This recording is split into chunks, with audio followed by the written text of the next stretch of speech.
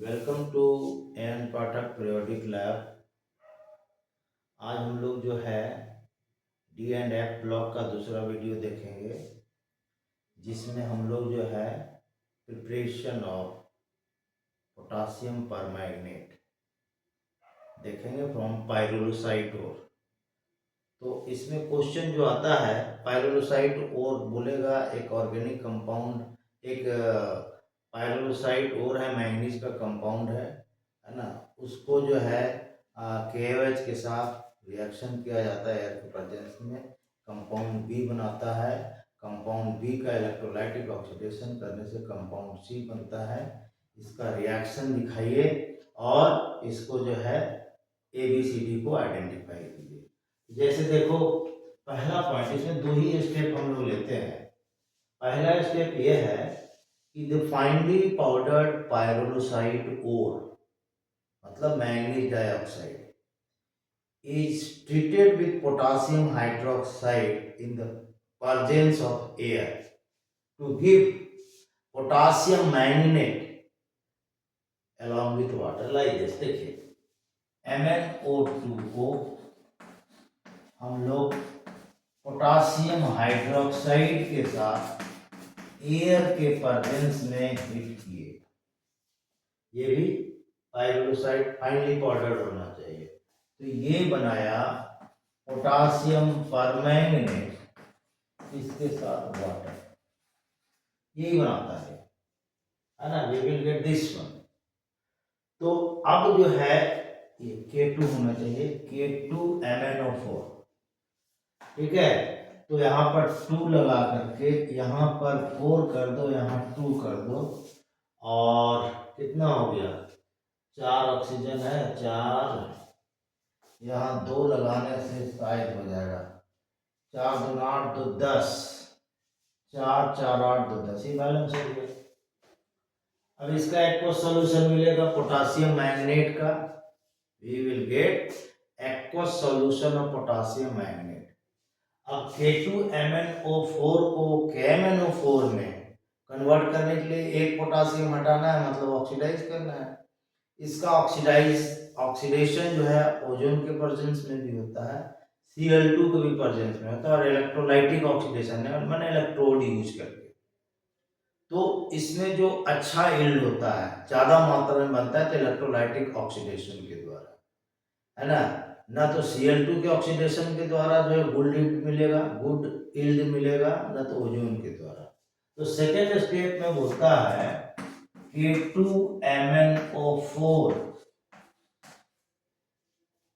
is placed for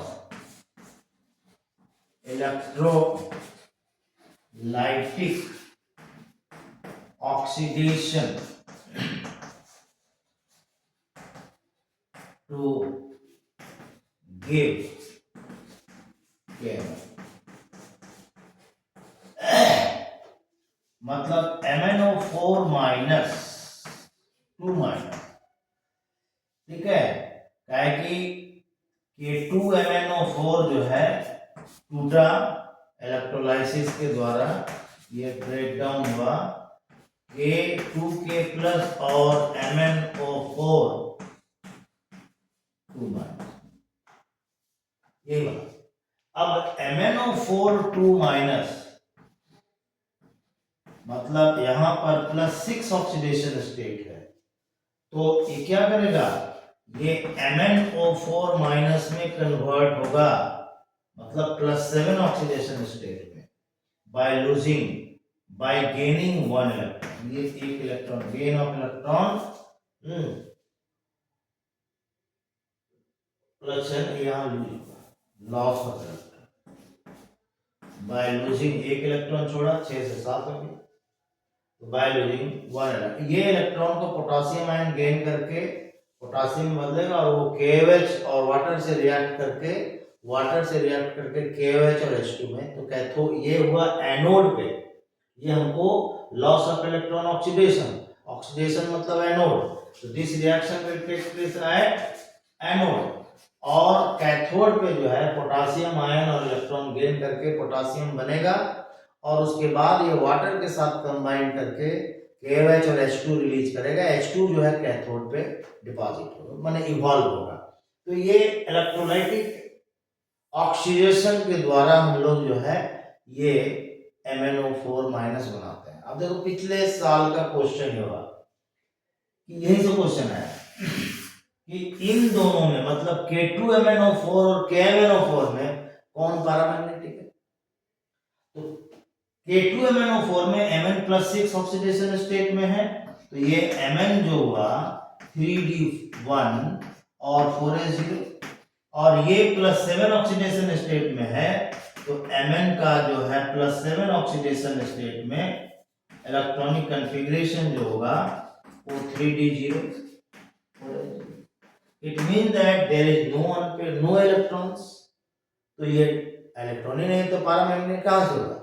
और ये एक अनपेयर इलेक्ट्रॉन, तो इसमें आपको लिखना 1 नंबर का क्वेश्चन था कि K2MnO4 जो है वो आपका पैरामैग्नेटिक है और KMnO4 जो है वो डायमैग्नेटिक है।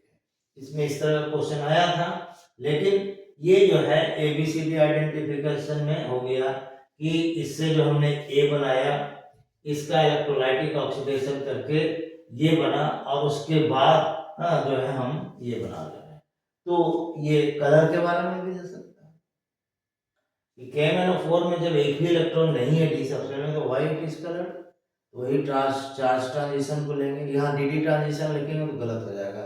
2015 जेईई मेंस का देखिएगा ऑर्गेनिक ये इसका क्वेश्चन जो आया है, इसमें एक क्वेश्चन था 4 नंबर का, वहाँ DD ट्रांजिशन भी था, तो लेकिन वहाँ पर चार्ज ट्रांसफर होता है, चार्ज ट्रांजिशन। तो इस तरह से हम KMnO4 प्रिपेयर कर सकते हैं। एक और प्रिपरेशन है K2Cr2O7 का। Let us see how we prepare K2Cr2O7 from iron chromite ore. अब देखिए क्या है, आयरन क्रोमाइड ओर का फॉर्मूला यदि आप भूल रहे हैं एग्जाम में, तो आप जो है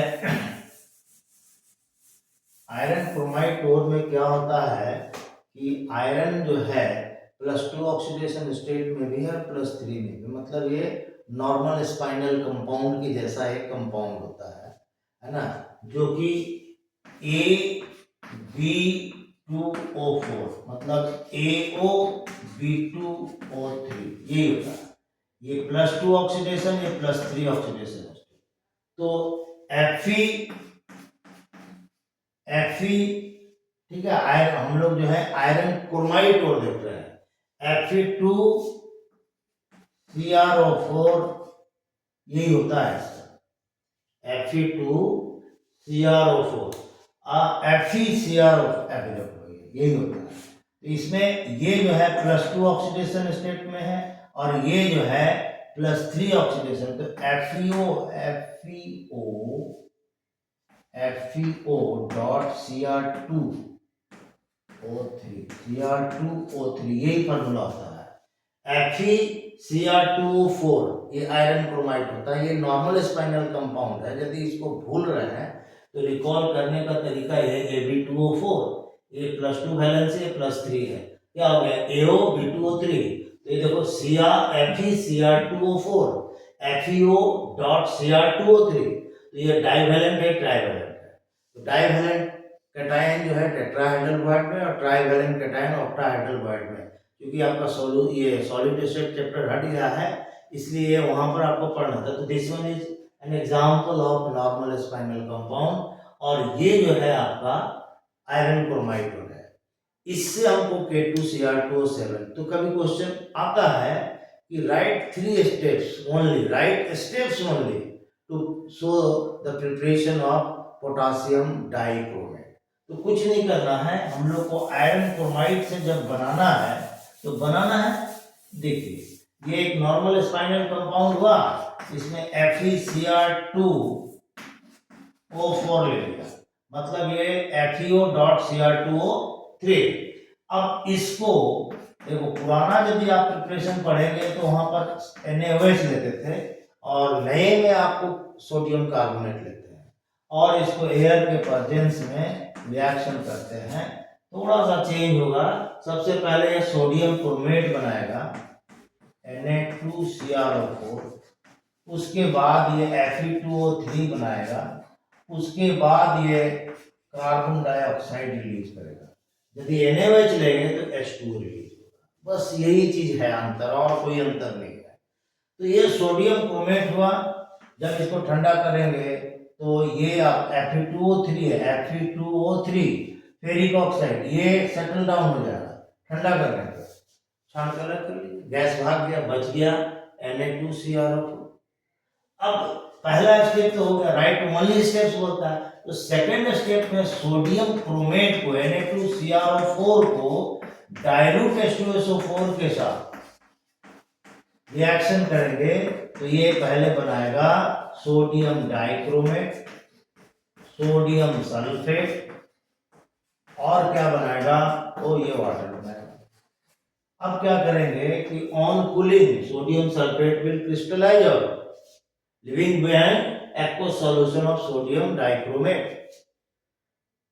अब तीसरे स्टेप में क्या करना है कि इसको पहले कंसंट्रेट कर लेना है, गर्म करेंगे तो ये तो हट गया, क्रिस्टलाइज आउट हो गया, इसको थोड़ा गर्म करके कंसंट्रेट करेंगे, और उसके बाद इसके में calculated amount of potassium chloride के साथ इसको रिएक्शन करेंगे।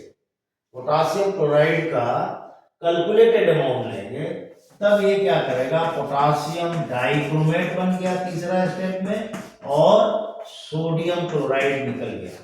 ठीक है, इसको बैलेंस कर लीजिएगा। जब आप ठंडा कीजिएगा इसको ऑन कूलिंग, तो ये जो है आपका ऑरेंज रेड कलर का क्रिस्टल, जो बहुत खूबसूरत क्रिस्टल होता है इसका, वो क्रिस्टलाइज आउट होगा, फिल्टर कर लीजिए, आपका पोटासियम डाइक्रोमेट बन गया। In this way we can prepare KMnO4 as well as potassium dichromate. अब ये वाला देखिए, ये रिएक्शन कंप्लीट द फॉलोइंग कितना बार आया है ये हम नहीं कर सकते, बहुत बार आया है, कभी आयनिक फॉर्म में, कभी मॉलिक्यूलर फॉर्म में, ये बहुत बार आया। तो ये आपको जो है याद रखना पड़ेगा, जिसके कारण आप इसको जो है फिल अप द ब्लैंक्स में इसको यूज कर सकते हैं। कभी फिल अप द ब्लैंक्स में आप देखिए 2004 से जब हम उठाते हैं, 2004 में जो है ये आए, उसके बाद भी आया है कि राइट ओनली स्टेप्स, 3 स्टेप्स क्या है, राइट। अब इसमें जो है इस तरह से प्रिपरेशन होता है, इसके बाद इनकी केमिकल प्रॉपर्टीज पढ़ी जाती है।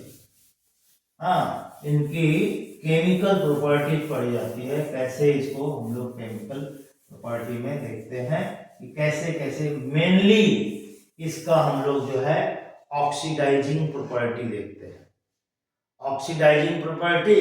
और ये देखो K2Cr2 KMnO4 का जो है ये हमारा हम लोग रिएक्शन देखते हैं, इसमें डिकम्पोजिशन रिएक्शन। इसको जब हीट करेंगे, डिकम्पोजिशन रिएक्शन होगा, हीट करेंगे तो ये आपका K2MnO4 बनेगा, उसके साथ मैंगनीज डाइऑक्साइड निकलेगा, उसके साथ ऑक्सीजन निकलेगा। This one is the example of. एक 2023 में और 23 में देखिएगा एनसीईआरटी बुक में एक रिएक्शन है जो कि कंप्लीट द फॉलोइंग में आया हुआ है। आप MnO4 के साथ दिए तो MnO4 माइनस का करके दिया हुआ है, H प्लस और OH माइनस को रिलेटेड। ये एक रिएक्शन आपको पिछले साल ये आया हुआ है, ये बहुत ही ये है, आप उसको 2023 या 24 में हमको याद आ रहा है ये आया हुआ है, तो उसको आप करके देख सकते हो। ठीक है, उसको आप बना सकते हो। तो जैसे KMnO4 को हीट किए तो ये बना और ये बना डिकम्पोजिशन के बाद। तो ये फिल अप द ब्लैंक्स में आपको दे सकता है सिंपली जो है। ठीक है, इसके बाद इसमें हम लोग जो है इसकी केमिकल प्रॉपर्टीज देखेंगे, खास करके इनकी ऑक्सीडाइजिंग प्रॉपर्टी। लेट अस सी, है ना, इस 10 मिनट के बाद आज और वीडियो बना लेते हैं, उसमें देख लेते हैं ना। Okay, thank you.